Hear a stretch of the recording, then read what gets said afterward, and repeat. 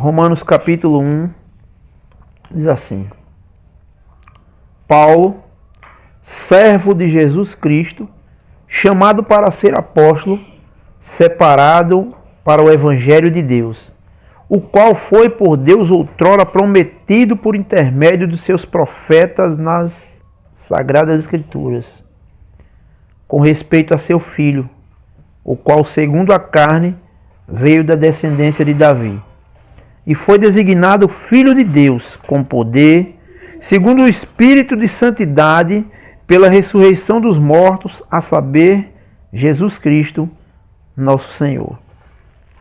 Então, o apóstolo Paulo aqui, ele começa escrevendo a igreja em Roma, né? Quando nós vemos na Escritura a designação de igrejas, nós vemos que nunca é dado nomes a ela, né? Elas não carregam nenhum nome, senão a igreja que está em Roma, a igreja que estava em Éfeso, a igreja que estava em Corinto, a igreja que estava na Galácia e assim por diante. Porque na verdade a igreja está espalhada em todo o mundo. Ela tem como fundamento o seu Senhor, que é Cristo. Toda a igreja tem o fundamento que é o seu Senhor, que é Cristo, o noivo. Cristo é o fator principal da existência da igreja. Não existe igreja sem Cristo no centro. Sem Cristo ser o início e o fim da igreja, que somos nós, o corpo de Cristo. Quando você vê alguém criar, por exemplo, a igreja contemporânea, a nova igreja, a igreja exclusivista, ou qualquer outro nome ou adjetivo que seja imposto, isso nada mais é do que criação humana. Criação humana. A igreja de Nosso Senhor Jesus Cristo, ela tem como o cabeça, que é Cristo, tem como regimento a sua palavra, tem como o diretor, ou aquele que dirige, o Espírito Santo, e ela caminha unida. Ela caminha unida. Ela não caminha dividida. Quando você vê a igreja dividida de alguma maneira, pode ter certeza que ali não tem Cristo como cabeça, mas tem um homem que fez distinção entre igrejas e igrejas, denominou ela e assim criou o seu próprio grupo, aquele grupinho que irá alimentar ele, que irá pagar o salário dele, que irá sustentá-lo. É como um pastor, por exemplo, que tem um determinado rebanho e ele não permite que nenhuma daquelas ovelhas saia daquele rebanho, ou que alguém vá lá e roube aquela ovelha, porque ele se intitulou dono daquele rebanho. Quando o pastor mesmo, o verdadeiro pastor, acredita que o rebanho é um só e ele é de Cristo, ele protege sim o seu rebanho, mas ele não teme o que pode acontecer com essas ovelhas, porque ele sabe que Cristo está cuidando dessas ovelhas. E por intermédio dele também, né? O Senhor tem os meios de cuidar do seu rebanho, da sua igreja. Ele deu à igreja dons. Efésios, por exemplo, Efésios capítulo 4, de 10 em diante, vai dizer assim: Aquele que desceu é também o mesmo que subiu acima de todos os céus para encher todas as coisas, e ele mesmo concedeu uns para apóstolos, outros para profetas, outros para evangelistas e outros para pastores e mestres, com vista ao aperfeiçoamento dos santos para o desempenho do seu serviço, para a edificação do corpo de Cristo. Então Deus deu dons aos homens, e a igreja ela é edificada por meio dos dons. Aqueles a quem o Senhor deu dons. Tem um cabeça, que é Cristo, e tem um diretor, ou seja, aquele que dirige, que é o Espírito Santo, que ensina, que consola, que convence, que é o Espírito Santo. Então, quando a igreja carrega esses fundamentos, certamente ela se manterá unida. Ela reconhecerá cada membro, cada um daqueles que creram em Cristo Jesus pela fé, como membro do corpo de Cristo e seu irmão consequentemente. De maneira que andaremos juntos, a menos que haja um homem guiando um rebanho para fazer distinção e separá-las em grupos, a menos que haja isso, todos aqueles que creem em Cristo ouvirão a voz do seu pastor, seguirão, de modo algum seguirá o estranho, antes foge deles. É assim que se comporta a verdadeira ovelha do Senhor. Ela segue o pastor, ela não segue um pastor, ela segue o pastor, que é Cristo. Claro que para isso ela tem que orar, meditar, ler as Escrituras, não perder tempo com entretenimentos que não vão aproximá-la de Deus, senão ela vai certamente estar tateando entre dois pensamentos, né? Quando nós nos envolvemos com muitas coisas, o que acontece? Nós ficamos com a mente ocupada em vários exercícios. Mas quando nós focamos naquilo que é importante, naquilo que sabemos que é fundamental para as nossas vidas, que é a meditação na palavra de Deus, a oração, o congregar, estar junto com seus irmãos, exercendo esse exercício de fé para que, como disse o apóstolo Paulo, sigamos e prossigamos em conhecer ao Senhor. Assim nós nos manteremos unidos por meio da fé, por meio da palavra, por intermédio do Espírito Santo.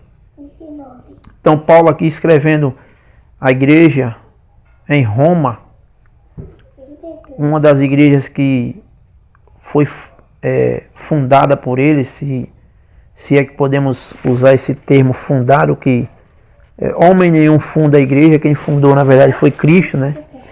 A igreja que ali, pessoas que se converteram com a pregação dele e formaram um grupo, sendo assim membros do corpo de Cristo, que é a igreja. Ele começa dizendo quem ele é e para que ele foi separado. Ele diz: Paulo, servo de Jesus Cristo. Servo.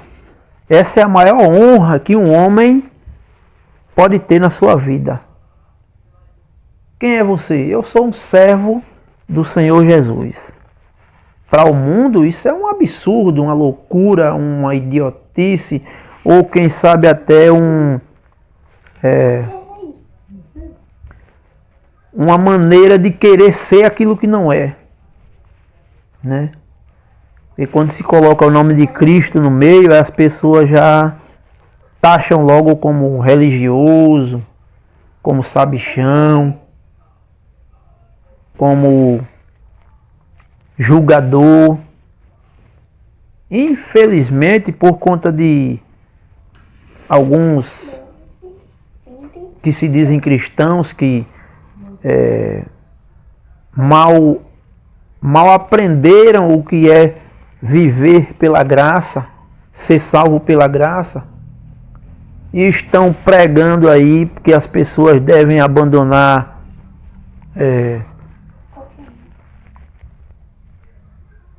os seus pecados de forma humana, né? E não pregando o evangelho, que é o poder de Deus. Que na verdade você não precisa mandar ninguém abandonar nada.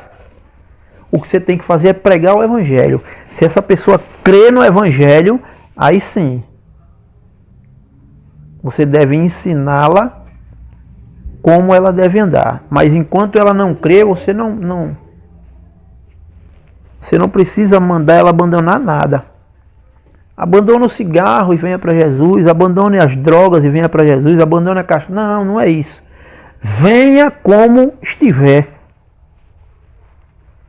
Quando Cristo entrar no seu coração, meu amigo, não tem escapatória. O Espírito Santo irá lhe transformar de uma maneira que nunca mais você será o mesmo. Você será uma nova criatura. É isso. E isso foi o que aconteceu com Paulo. Paulo se transformou numa nova criatura. Ele foi transformado em uma nova criatura. Por isso que ele aqui começa dizendo: Paulo, servo de Jesus Cristo, chamado para ser apóstolo, separado para o evangelho de Deus. Pronto, esse é Paulo.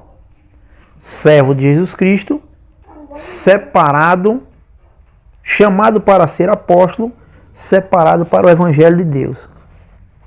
Paulo jamais sonharia em ser servo de Cristo, apóstolo e pregar o evangelho de Deus. Jamais. Paulo perseguia os cristãos. Paulo odiava os crentes. E Jesus disse isso certa feita: se o mundo vos odeia, sabei que antes do que a vós outros me odiou a mim. Então nós cristãos somos odiados pelo mundo.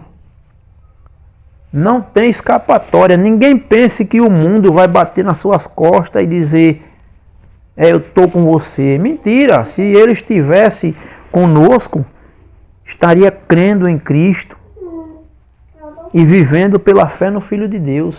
Se não vive pela fé no Filho de Deus, não será a favor de você. Não se engane. Verso 2 ele diz: o qual foi por Deus outrora prometido o quê? O evangelho, né? O qual foi por Deus outrora prometido por intermédio dos seus profetas nas Sagradas Escrituras, com respeito a seu Filho, o qual segundo a carne veio da descendência de Davi. Na verdade, Paulo está se referindo aqui a Cristo, o qual foi por Deus outrora prometido. Cristo foi prometido outrora por intermédio dos profetas nas Sagradas Escrituras, com respeito a seu Filho, o qual segundo a carne veio da descendência de Davi e foi designado Filho de Deus, com poder, segundo o Espírito de santidade, pela ressurreição dos mortos, a saber, Jesus Cristo, nosso Senhor. Então Paulo está anunciando aqui aquele a quem, para ele agora, tem absoluta importância.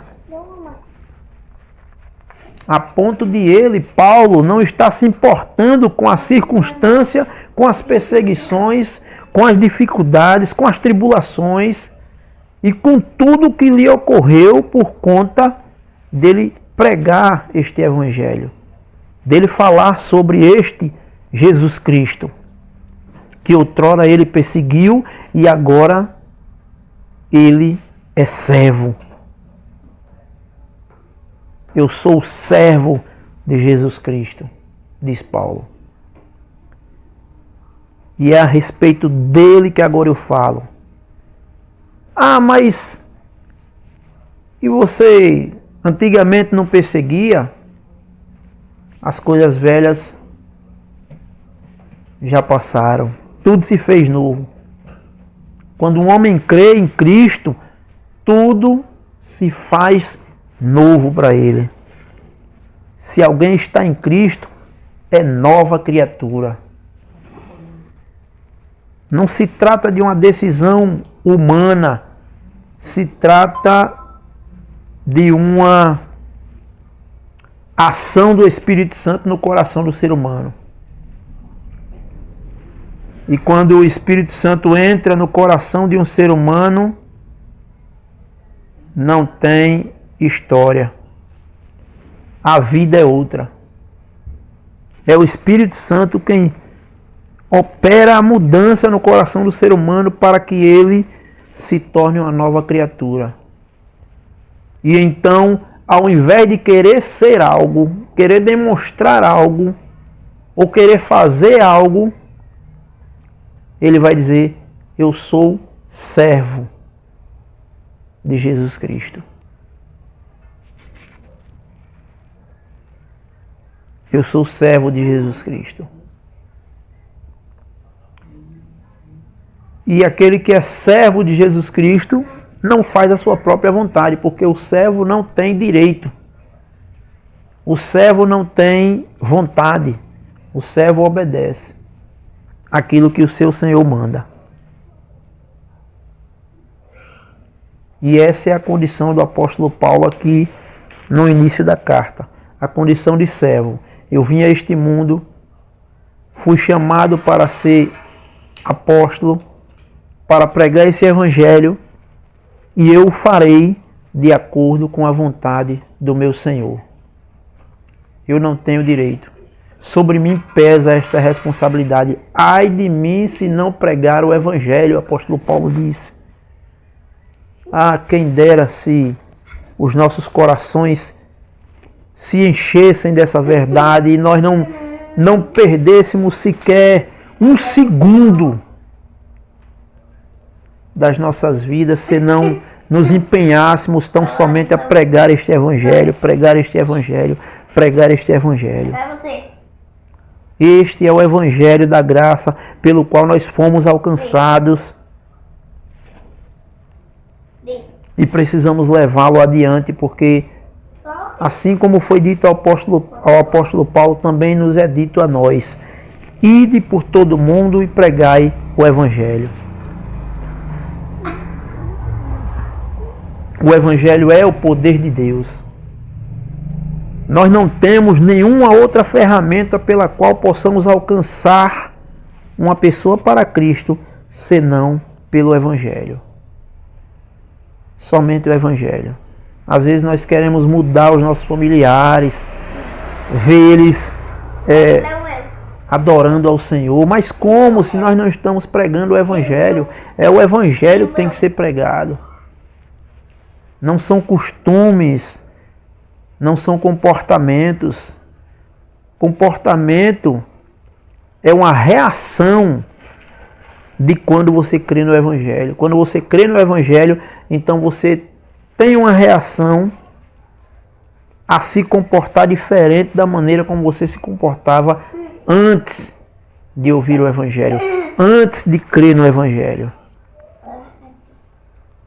É o evangelho quem faz a mudança. O evangelho é o poder de Deus para a salvação de todo aquele que nele crê. E que o Senhor nos ajude a não fazermos outra coisa para mudar as pessoas, a não ser pregar o evangelho. Para que, se essa pessoa crer neste evangelho, certamente nós iremos ver uma nova criatura nesta pessoa. Nosso Deus e Pai, graças te damos, Senhor. Te damos graça porque nós conhecemos o Teu Evangelho. Este Evangelho foi aplicado aos nossos corações e nós não temos como fugir dele. E graças a Ti, ó Deus, que nós não temos como fugir dele. Fomos alcançados gratuitamente e definitivamente.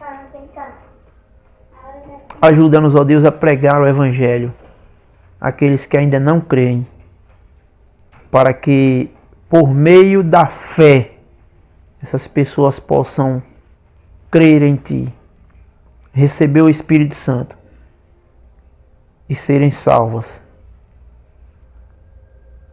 Isso é o que nós pedimos, no nome do Senhor Jesus. Amém.